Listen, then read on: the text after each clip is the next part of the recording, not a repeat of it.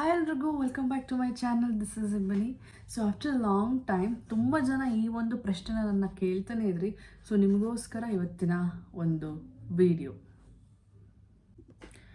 So first ಟ್ರಿಮಿಸ್ಟರಲ್ಲಿ ನಾವು ಎಷ್ಟು ಹುಷಾರಾಗಿ ಇರಬೇಕು ಅನ್ನೋದು ಆ್ಯಂಡ್ ಡೂಸ್ ಆ್ಯಂಡ್ ಡೋಸ್ ಇವತ್ತಿನ ಟಾಪಿಕ್.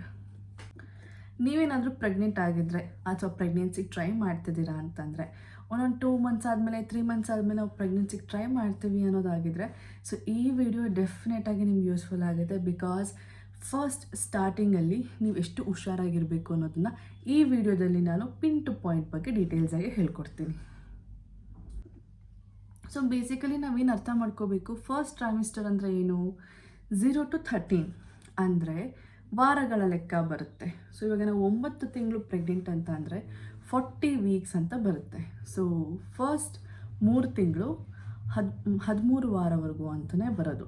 ಓಕೆ, ಸೊ ನಮಗೆ ಪ್ರೆಗ್ನೆಂಟ್ ಅಂತ ಗೊತ್ತಾಗೋದು ಯಾವಾಗ, ನಮ್ಮ ಪೀರಿಯಡ್ಸ್ ಮಿಸ್ ಆದಾಗ, ಆಮೇಲೆ ನಾವು ಮನೆಯಲ್ಲೇ ಪ್ರೆಗ್ನೆನ್ಸಿ ಕಿಟ್ ತಂದು ಟೆಸ್ಟ್ ಮಾಡಿಕೊಂಡಾಗ 2 ಪಿಂಕ್ ಲೈನ್ ಅಥವಾ 1 dark line, 1 baby pink line ಹಿಂಗೆ ಬಂದ್ರೂ ನಿಮ್ಮ ಪ್ರೆಗ್ನೆನ್ಸಿ ಕನ್ಫರ್ಮ್ ಆದಂಗೆ. ಸೊ ಆ ಟೈಮಲ್ಲೇ ನೀವು already 6 or 7 weeks of pregnant ಆಗಿರ್ತೀರ. ಆ್ಯಂಡ್ ಈ ಟೈಮಲ್ಲಿ ನೀವೇನು ಮಾಡಬೇಕು, ನೀವು ಪ್ರೆಗ್ನೆಂಟ್ ಅಂತ ಗೊತ್ತಾಗ್ತಿದ್ದಂಗೆ ನೀವು ನೆಕ್ಸ್ಟ್ ಮಾಡಬೇಕಾಗಿರೋದೇನೆಂದರೆ ಡಾಕ್ಟರ್ನ ಕನ್ಸಲ್ಟ್ ಮಾಡಬೇಕು. ತುಂಬ ಜನ ಡಾಕ್ಟರ್ನ ಕನ್ಸಲ್ಟ್ ಮಾಡಲ್ಲ, ಯಾಕಂದರೆ ಹಳ್ಳಿ ಕಡೆ ಎಲ್ಲ ಏನು ಮಾಡ್ತೀರಾ, 3 ಮಂತ್ಸ್ ಆಗಲಿ 3 ತಿಂಗಳಾಗಲಿ, ಇವಾಗ ತಾನೇ 1 ತಿಂಗಳಾಗಿದೆ 3 ತಿಂಗಳಾಗಲಿ, ಅದಾದಮೇಲೆ ಡಾಕ್ಟರ್ ಹತ್ರ ಹೋಗ್ತೀವಿ. ದೊಡ್ಡವರೆಲ್ಲ ಹೇಳ್ತಾರೆ, ಟ್ಯಾಬ್ಲೆಟ್ಸ್ ಎಲ್ಲ ಕೊಡ್ತಾರೆ. ಸೊ ಹಾಗಾಗಿ ಈಗಲೇ ಡಾಕ್ಟರ್ ಹತ್ರ ಸಜೆಸ್ಟ್ ಮಾಡಲ್ಲ. ಸೊ ನಾವು ಹೇಳೋದೇನೆಂದರೆ, ನೀವು ಪ್ರೆಗ್ನೆನ್ಸಿ ಕನ್ಫರ್ಮ್ ಆಗಿದ ತಕ್ಷಣ ನೆಕ್ಸ್ಟ್ ಡೇನೇ ಡಾಕ್ಟರ್ನ ಕನ್ಸಲ್ಟ್ ಮಾಡಬೇಕು. ಆ್ಯಂಡ್ ಈ ಟೈಮಲ್ಲಿ ನೀವು ಹೆಲ್ತಿ ಡಯಟ್ನ ಫಾಲೋ ಮಾಡಬೇಕಾಗತ್ತೆ. ಯಾವ ಥರಪ್ಪ ಅಂತಂದರೆ, ಚೆನ್ನಾಗಿ ನೀರು ಕುಡಿಬೇಕಾಗತ್ತೆ. 8 to 10 ಗ್ಲಾಸಸ್ ಆಫ್ ನೀರು ಕುಡಿಬೇಕಾಗತ್ತೆ. ಇನ್ ಕೇಸ್ ನಿಮ್ಗೆ ಏನಾದರೂ ವಾಮಿಟಿಂಗ್ ಇದೆ, ಫ್ರೀಕ್ವೆಂಟಾಗಿ ನೀವು ಮೀಲ್ಸ್ನ ಟ್ರೈ ಮಾಡ್ತಾ ಇರಿ. ಸೊ ದಟ್ ಆವಾಗ ನಿಮಗೆ ವಾಮಿಟಿಂಗ್ ಕಡಿಮೆ ಆಗುತ್ತೆ. ಸೊ ಮಾರ್ನಿಂಗ್ ಸಿಕ್ನೆಸ್ ಕೂಡ ಇರುತ್ತೆ, ಅಂದರೆ ಬೆಳಗ್ಗೆ ಎದ್ದ ತಕ್ಷಣ ಎದ್ದೇಳೋಕ್ಕಾಗಲ್ಲ, ಸುಸ್ತಾಗುತ್ತೆ. ಸೊ ಈ ಥರ ಎಲ್ಲ ನಿಮಗೆ ಆಗೋದಕ್ಕೆ ಸ್ಟಾರ್ಟ್ ಆಗುತ್ತೆ. ಸೊ ಆ ಥರ ಟೈಮಲ್ಲಿ ನಿಮ್ಗೆ ಎಷ್ಟಾಗುತ್ತೋ ಅಷ್ಟು ರೆಸ್ಟ್ ಮಾಡಿ, ನೀವು ಆ್ಯಕ್ಟಿವ್ ಆಗಿರಬೇಕು, ಆವಾಗ ಡೆಲಿವರಿಗೆ ಹೆಲ್ಪ್ ಆಗುತ್ತೆ ಅನ್ನೋದು ಅದೆಲ್ಲ ಏನೂ ಇಲ್ಲ. ನೀವು ಫಸ್ಟ್ 3 ಮಂತ್ಸು ಎಷ್ಟು ಚೆನ್ನಾಗಿ ರೆಸ್ಟ್ ಮಾಡ್ತೀರೋ ಅಷ್ಟು ಒಳ್ಳೆಯದು ಬೇಬಿ ಗ್ರೋತ್ಗೆ. ಸೊ ನೀವು ಫಸ್ಟ್ 3 ತಿಂಗಳು ಏನೆಲ್ಲ ಅವಾಯ್ಡ್ ಮಾಡಬೇಕು ಅಂತ ಹೇಳಿದ್ರೆ, ಲಾಂಗ್ ಟ್ರಾವೆಲ್ಸ್ನ ಅವಾಯ್ಡ್ ಮಾಡಬೇಕಾಗುತ್ತೆ. ಯಾಕಂದರೆ ನೀವು ತುಂಬ ಟ್ರಾವೆಲ್ ಮಾಡಿದಾಗ ಸ್ಟ್ರೆಸ್ಸಿಂಗ್ ಆಗಿರ್ಬೋದು, ಅಥವಾ ಕಾರು ಬೈಕು ಸೊ ಈ ಥರಗಳಿಂದ ಜಾಸ್ತಿ ಟ್ರಾವೆಲ್ ಮಾಡ್ತದೆ ಏನಾಗುತ್ತೆ, ಕೆಲವೊಬ್ಬರಿಗೆ ಫಸ್ಟ್ ಪ್ರೆಗ್ನೆನ್ಸಿ ಇದ್ದರೆ ಚಾನ್ಸಸ್ ಆಗಿರುತ್ತೆ ಮಿಸ್ಕ್ಯಾರೇಜ್ ಆಗೋವಂಥ ಚಾನ್ಸಸ್. ಸೊ ಚಾನ್ಸಸ್ನ ತೊಗೊಳಕ್ಕೆ ಹೋಗಬೇಡಿ. ಸೊ ಆದಷ್ಟು ನೀವು ಎಷ್ಟು ರೆಸ್ಟ್ ಮಾಡ್ತೀರೋ ಅಷ್ಟೇ ರೆಸ್ಟ್ ಮಾಡಿ. ಆ್ಯಂಡ್ ನೀವು ಟ್ರಾವೆಲ್ ಮಾಡಬೇಕಂತ ಸಿಚುವೇಶನ್ ಬಂದರೆ ಸ್ಲೋ ಆಗಿ ಟ್ರಾವೆಲ್ ಮಾಡಿ, ಅಂದರೆ ಹಂಪ್ಗಳಲ್ಲೆಲ್ಲ ಜಾಸ್ತಿ ಪ್ರೆಷರ್ ಕೊಡ್ದಂಗೆ ನಿಧಾನಕ್ಕೆ ಟ್ರಾವೆಲ್ ಮಾಡ್ಬೋದು, ಅದು ಸೇಫ್ ಇದೆ. ಆ್ಯಂಡ್ ಅದಾದಮೇಲೆ ನೀವು ಇನ್ನೊಂದೇನೆಂದರೆ, ಜಾಸ್ತಿ ರಾ ಫುಡ್ಸ್ನ ತಿನ್ನಕ್ಕೆ ಹೋಗಬೇಡಿ. ಫಾರ್ ಎಕ್ಸಾಂಪಲ್ ಏನಂದರೆ, ನೀವೇನಾದ್ರು ಡಯಟ್ನ ಫಾಲೋ ಮಾಡ್ತಿದ್ರೆ ನಾವೆಲ್ಲ ಸ್ಪ್ರೌಟ್ಸ್ ಎಲ್ಲ ತಿಂತೀವಿ ಅಲ್ವಾ. ಸೊ ಆ ಥರದನ್ನು ನೀವು ಅವಾಯ್ಡ್ ಮಾಡಬೇಕಾಗತ್ತೆ. ಆ್ಯಂಡ್ ಎಕ್ಸೆಸ್ ಆಫ್ ಹೀಟು ಸಹ ಜಾಸ್ತಿ ತಿನ್ನಕ್ಕೆ ಹೋಗ್ಬೇಡಿ. ಡೈಲಿ ಚಿಕನ್ ತಿನ್ನೋದು ಆ್ಯಂಡ್ ಡೈಲಿ ಇನ್ನೇನೋ ತಿನ್ನೋದು. ಅದಾದಮೇಲೆ ರಾ ಪಪಾಯ ಅಥವಾ ಪೈನಾಪಲ್, ಸೊ ಇದೆರಡನ್ನೂ ಸಹ ಫಸ್ಟ್ ಟ್ರೈಮಿಸ್ಟರಲ್ಲಿ ನೀವು ಅವಾಯ್ಡ್ ಮಾಡಿ. ಆ್ಯಂಡ್ ಫಸ್ಟ್ 3 ಮಂತ್ಸು ಸಹ ಗಂಡ ಹೆಂಡತಿ ರೆಗ್ಯುಲರಾಗಿ ಸೇರೋದು ಬೇಡ ಅಂತ ಹೇಳ್ತಾರೆ. ಬಿಕಾಸ್ ಆಫ್ ಪ್ರೆಷರಿಂದ ಇಂಪ್ಲಾಂಟೇಷನ್ಗೆ ಪ್ರಾಬ್ಲಮ್ ಆಗುತ್ತೆ. ಸೊ ಫಸ್ಟ್ 3 ಮಂತ್ಸು ನೀವು ಇದನ್ನು ಅವಾಯ್ಡ್ ಮಾಡಿದ್ರೆ ಬೇಬಿ ಗ್ರೋತ್ಗೆ ಒಳ್ಳೆಯದು. ಆ್ಯಂಡ್ ಈ ಟೈಮಲ್ಲಿ ವರ್ಕೌಟ್ ಏನಾದರೂ ಮಾಡ್ತಿದ್ದೀನಿ ಅಂತಂದರೆ ನೀವು ವರ್ಕೌಟ್ ಮಾಡ್ಬೋದು.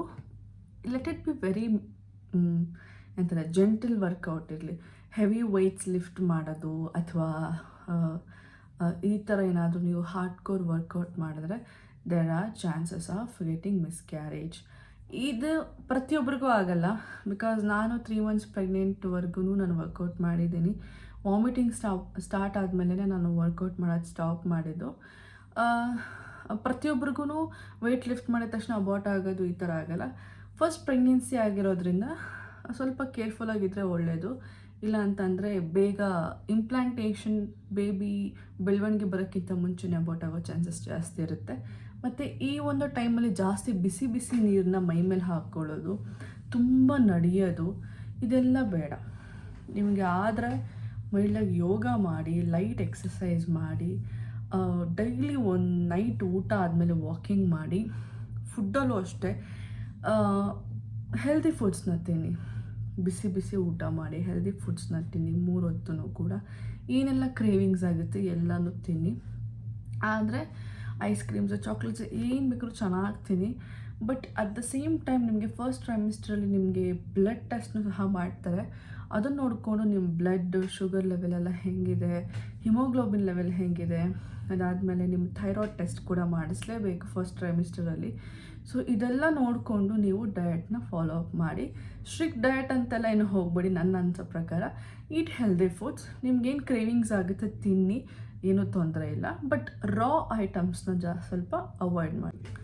ಆ್ಯಂಡ್ ನೀವು ಪ್ರೆಗ್ನೆಂಟ್ ಅಂತ ಗೊತ್ತಾಗಿದ ತಕ್ಷಣ ನೀವು ಇನ್ನೊಂದು ಏನಂತಂದರೆ ಆಲ್ಕೋಹಾಲ್ ಸೇವನೆ ಮಾಡೋ ಹಾಗಿಲ್ಲ. ಕೆಲವೊಬ್ಬರಿಗೆ ಸ್ಮೋಕಿಂಗ್ ಅಡಿಕ್ಟ್ ಇರುತ್ತೆ, ಡ್ರಿಂಕ್ಸ್ ಅಡಿಕ್ಟ್ ಇರುತ್ತೆ. ಸೊ ಈ ಥರದವರು ಅವಾಯ್ಡ್ ಮಾಡಲೇಬೇಕು. ಸೊ ಅದನ್ನು ತಗೊಳ್ಳೋ ಹಾಗಿಲ್ಲ. ಅದಾದಮೇಲೆ ನಿಮ್ಗೇನಾದರೂ ತುಂಬ ಸ್ಟ್ರೆಸ್ಸು, ತುಂಬ ಇದಾಗ್ತಿದೆ ಅಂತಂದರೆ ನಿಮ್ಮ ಪಾರ್ಟ್ನರ್ ಜೊತೆಗೆ ನೀವು ಅದನ್ನು ಶೇರ್ ಮಾಡ್ಕೋಬೇಕು. ಬಿಕಾಸ್ ಫಸ್ಟ್ 3 ಮಂತ್ಸು ತುಂಬ ಡಿಪ್ರೆಷನ್ಗೆ ಹೋಗ್ತೀರಾ. ಆ್ಯಂಡ್ ಕೆಲವೊಬ್ರು ಡಿಪ್ರೆಷನ್ಗೆ ಹೋಗ್ತಾರೆ, ಇನ್ನು ಕೆಲವೊಬ್ರಿಗೆ ಪ್ರೆಗ್ನೆಂಟ್ ಇದೀನಿ ಅಂತ ಗೊತ್ತೇ ಆಗೋಲ್ಲ. ಸೊ ಆ ಥರ ಇರ್ತಾರೆ. ಸೊ ವರ್ಕಿಂಗ್ ವುಮೆನ್ ಆದರೆ ಬ್ಯಾಲೆನ್ಸ್ ಮಾಡೋದು ತುಂಬಾ ಕಷ್ಟ ಆ್ಯಕ್ಚುಲಿ.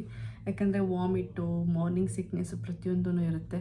ಸೊ ಈ ಥರ ಟೈಮಲ್ಲಿ ಆ ಕಡೆನೂ ಕಾನ್ಸಂಟ್ರೇಟ್ ಮಾಡ್ಕೊಂಡು ಈ ಕಡೆನೂ ಕಾನ್ಸಂಟ್ರೇಟ್ ಮಾಡೋದು ಸ್ವಲ್ಪ ಕಷ್ಟ. ಬಟ್ ಹ್ಯಾಪಿಯಾಗಿರಿ, ಖುಷಿಯಾಗಿರಿ. ನಾನು ಹೇಳಿರೋ ಟಿಪ್ಸ್ನ ಫಾಲೋ ಅಪ್ ಮಾಡಿ. ಜಾಸ್ತಿ ಸ್ಟ್ರೆಸ್ ಮಾಡ್ಕೊಳಕ್ಕೆ ಹೋಗ್ಬಿಡಿ. ಸ್ಟ್ರೆಸ್ ಆದಷ್ಟು ಬೇಬಿಗೆ ಎಫೆಕ್ಟ್ ಆಗೋದು ಜಾಸ್ತಿ.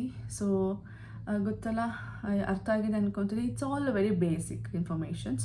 ಆ್ಯಂಡ್ ಅದಾದಮೇಲೆ ನೀವು ಯಾವಾಗ ಡಾಕ್ಟರ್ನ ಕನ್ಸಲ್ಟ್ ಮಾಡಬೇಕು ಅಂತ ಅಂದರೆ, ನೀವು ಪ್ರೆಗ್ನೆಂಟ್ ಅಂತ ಗೊತ್ತಾದಮೇಲೆ ನಿಮಗೆ HCG ಅನ್ನೋ ಹಾರ್ಮೋನ್ಸ್ ಜಾಸ್ತಿ ಆಗುತ್ತೆ. ಅದಾದಮೇಲೆ ನಿಮಗೆ ಪ್ರೆಗ್ನೆನ್ಸಿ ಸಿಮ್ಟಮ್ಸ್ ಸ್ಟಾರ್ಟ್ ಆಗುತ್ತೆ. ಫಾರ್ ಎಕ್ಸಾಂಪಲ್ ಮಾರ್ನಿಂಗ್ ಸಿಕ್ನೆಸ್, ಅಥವಾ ವಾಮಿಟಿಂಗ್, ಅಥವಾ ಟಯರ್ಡ್ನೆಸ್ ಆ್ಯಂಡ್ ನಾಸಿಯಾ, ವಾಮಿಟ್ ಬರೋ ಥರನೇ ಆಗುತ್ತೆ. ಮತ್ತು ಕ್ರೇವಿಂಗ್ಸ್ ಆ್ಯಂಡ್ ಬಾಯೆಲ್ಲ ಒಂಥರ ಆಗ್ತಿರುತ್ತೆ. ಫಾರ್ ಎಕ್ಸಾಂಪಲ್ ನಾವು ಜ್ವರ ಬಂದರೆ ನಮ್ಗೆ ಹೆಂಗೆ ಒಂಥರ ಆಗ್ತಿರುತ್ತೆ, ಏನಾದರೂ ರುಚಿಯಾಗಿ ತಿನ್ನಬೇಕು, ಉಪ್ಪು ಖಾರ ಹುಳಿ ಇರೋ ಥರ ಏನಾದ್ರು ತಿನ್ನಬೇಕು ಅನಿಸ್ತಿರುತ್ತೆ, ಈ ಥರ ಆಗ್ತಿರುತ್ತೆ. So this is actually pregnancy symptom. ಏಕೆಂದರೆ ಬಾಡಿಲಿ HCG ಲೆವೆಲ್ ಜಾಸ್ತಿ ಆದಾಗ ಈ ಟೈಮಲ್ಲಿ ಈ ಥರ ಒಂದು ಸಿಮ್ಟಮ್ಸ್ ಕಾಣಿಸ್ಕೊಳ್ಳೋಕೆ ಸ್ಟಾರ್ಟ್ ಆಗುತ್ತೆ. ಸೊ ಇನ್ ಕೇಸ್ ಏನಾದರೂ ಸಡನ್ ಡ್ರಾಪ್ ಸಿಮ್ಟಮ್ಸ್ ಆದರೆ, ಫಾರ್ ಎಕ್ಸಾಂಪಲ್ 8 to 9 ವೀಕಲ್ಲಿ ಏನಾದರೂ ನಿಮಗೆ ಏನೂ ಸಿಮ್ಟಮ್ಸ್ ಇಲ್ಲ, 2-3 ದಿನದಿಂದ ಆರಾಮಾಗೇ ಇದ್ದೀನಿ, ವಾಮಿಟು ಆಗ್ತಾಯಿಲ್ಲ, ಮಾರ್ನಿಂಗ್ ಸಿಕ್ನೆಸ್ಸು ಇಲ್ಲ, ನನಗೆ ಏನು ಕ್ರೇವಿಂಗ್ಸೇ ಬರ್ತಾಯಿಲ್ಲ, ನಾರ್ಮಲ್ ಏನೂ ಇಲ್ಲ ಅಂದರೆ ನಾವು ಹೆಂಗಿರ್ತೀವಿ ಆ ಥರ ಇದ್ದರೆ ಇಮಿಡಿಯೇಟಾಗಿ ನೀವು ಡಾಕ್ಟರ್ನ ಕನ್ಸಲ್ಟ್ ಮಾಡಬೇಕು. ಅದು ಒಂದು. ಇನ್ನೊಂದು, ನಿಮಗೆ ಲೋವರ್ ಅಬ್ಡಮನ್ ಪೇನ್ ಆದರೆ, ಪೀರಿಯಡ್ಸ್ ಕ್ರ್ಯಾಂಪ್ ಥರ ಈ ಥರ ಫ್ರೀಕ್ವೆಂಟಾಗಿ ಆಗ್ತಾನೇ ಇದೆ ಅಂತಂದರೆ ನೀವು ಇಮಿಡಿಯೇಟಾಗಿ ಡಾಕ್ಟರ್ನ ಕನ್ಸಲ್ಟ್ ಮಾಡಬೇಕು. ಅದಾದಮೇಲೆ ಏನಾದರೂ ಬ್ರೌನ್ ಡಿಸ್ಚಾರ್ಜ್ ಅಥವಾ ವಜೈನಲ್ ಬ್ಲೀಡ್ ಆಗ್ತಿದೆ ಅಂತಂದರೆ ಡಾಕ್ಟರ್ನ ಇಮಿಡಿಯೇಟಾಗಿ ಕನ್ಸಲ್ಟ್ ಮಾಡಬೇಕು. ವಜೈನಲ್ ಬ್ಲೀಡ್ ಆಗಿದ ತಕ್ಷಣ ಅಬಾರ್ಟ್ ಅಂತ ಹೇಳೋಕ್ಕಾಗಲ್ಲ. That might be implantation bleeding ಕೂಡ ಆಗಿರ್ಬೋದು. So it is not always negative thought. ಕೆಲವರಿಗೆ ವಾಮಿಟಿಂಗ್ ಆಗಿರ್ಬೋದು, ಈ ಥರ ಪ್ರೆಗ್ನೆನ್ಸಿ ಸಿಮ್ಟಮ್ಸು ಓನ್ಲಿ ಒಂದು ಫ್ಯೂ ವೀಕ್ಸ್ವರೆಗೂ ಇರುತ್ತೆ, ಅದಾದ್ಮೇಲೆ ಡಿಸಪಿಯರ್ ಆಗಿಬಿಡುತ್ತೆ. ಇನ್ನು ಕೆಲವೊಬ್ಬರಿಗೆ ಫ್ಯೂ ಮಂತ್ಸ್ ಅಂತ ಇರುತ್ತೆ, ಇನ್ನು ಕೆಲವೊಬ್ಬರಿಗೆ 9 ಮಂತ್ಸ್ ಫುಲ್ ಇರುತ್ತೆ. ಸೊ ಏನೇ ಆಗಲಿ ಪಾಸಿಟಿವ್ ಆಗಿ ತಗೊಂಡು, ಏನಾದರೂ ಈ ಥರ ಸಿಮ್ಟಮ್ಸ್ನ ನೀವು ನೋಡಿದ್ರೆ, ನಿಮ್ಮಲ್ಲಿ ಕಾಣಿಸ್ಕೊಂಡ್ರೆ ದಯವಿಟ್ಟು ಡಾಕ್ಟರ್ನ ಕನ್ಸಲ್ಟ್ ಮಾಡಿ. ಇನ್ನೊಂದೇನೆಂದರೆ, ಕೋಲ್ಡ್ ಆಯಿತು, ಜ್ವರ ಬಂತು, ತುಂಬ ತಲೆನೋವಿದೆ, ಮತ್ತು ಸಡನ್ನಾಗಿ ಕಾಲು ಉತ್ಕೋತಿದೆ, ಅದಾದಮೇಲೆ ನೋಸ್ ಬ್ಲೀಡ್ ಆಗೋದು it is common during pregnancy. But since ಈ ಥರ ಏನಾದರೂ ಫ್ರೀಕ್ವೆಂಟಾಗಿ ಆಗ್ತಿದೆ ಅಂತಂದರೆ ಇಮಿಡಿಯೇಟಾಗಿ ಡಾಕ್ಟರ್ನ ಕನ್ಸಲ್ಟ್ ಮಾಡಬೇಕಾಗತ್ತೆ. ಡಾಕ್ಟರ್ ಅಂದರೆ ನಾಟ್ ನಾರ್ಮಲ್ ಡಾಕ್ಟರ್, ಗೈನಕಾಲಜಿಸ್ಟ್ನ ಕನ್ಸಲ್ಟ್ ಮಾಡಬೇಕಾಗತ್ತೆ. ಅವ್ರು ನಿಮಗೆ HCG ಅನ್ನೋವಂಥ ಇಂಜೆಕ್ಷನ್ಸು. ಸೊ ನಾನು ಫಸ್ಟ್ ಪ್ರೆಗ್ನೆನ್ಸಿ ಇದ್ದಾಗ HCG ಒಂದು ಇಂಜೆಕ್ಷನ್ ಕೊಟ್ಟಿದ್ರು, ಬಿಕಾಸ್ ನನಗೆ ಲೋವರ್ ಸ್ಟಮಕ್ ಪೇಯ್ನ್ ಬರ್ತಾಯಿತ್ತು ಅಂತ ಹೇಳಿ. ಬಟ್ ಪ್ರತಿ ಬಾರಿನೂ ನೀವು ಈ ಥರ ಒಂದು ಸಿಮ್ಟಮ್ಸ್ ಡ್ರಾಪ್ ಆಗೋದು ಗುಡ್ ಸೂಚನೆ ಅಲ್ಲ. ಸೊ ಇದನ್ನು ನೋಡಿಕೊಂಡು ನೀವು ದಯವಿಟ್ಟು take care of your baby. So ಇವತ್ತಿನ ಟಾಪಿಕ್ ಇಷ್ಟೇ.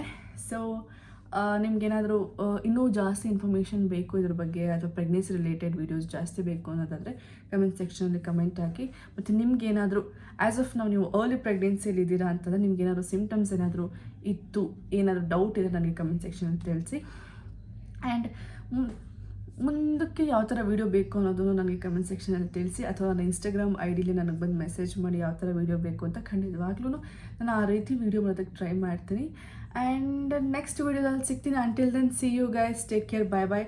ಇದ್ರ ಜೊತೆಲಿ ನೀವು ಇನ್ನೊಂದು ಏನು ಮಾಡಬೇಕು, ಸೊಳ್ಳೆ ಓಡಾಡ್ತಿದೆ ಮುಂದೆ ಒಂದು ಸೊಳ್ಳೆ. ಜೊತೆಗೆ ನೀವೇನು ಮಾಡಬೇಕು, ಲೈಕ್ ಮಾಡಿ. ವ್ಯೂಸ್ ನೋಡ್ತೀರಾ ಬಟ್ ಯಾರು ಲೈಕ್ ಮಾಡಲ್ಲ. ಲೈಕ್ ಮಾಡಿ, ಸ್ವಲ್ಪ ಸಬ್ಸ್ಕ್ರೈಬ್ ಮಾಡಿ.